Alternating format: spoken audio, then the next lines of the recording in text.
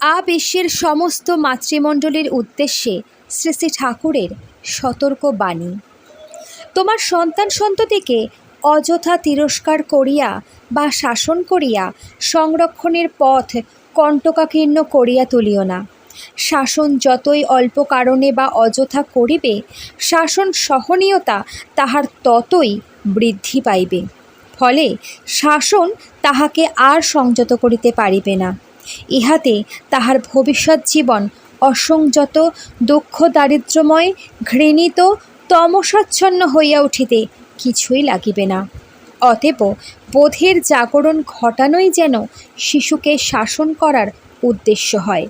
আর এই উদ্দেশ্য তখনই সার্থক হবে যদি দেখা যায় শিশু উন্নতি, উদ্যম, সাহস ও ভরসায় গজিয়ে উঠছে।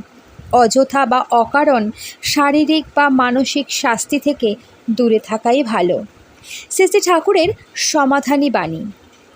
পিটুনি দিয়ে শাসন করে শেখাতে যাসনে ছেলের কিছু, কুবুদ্ধিটি তলছা মেরে ছুটবে সর্বনাশের পিছু। জয় গুরু।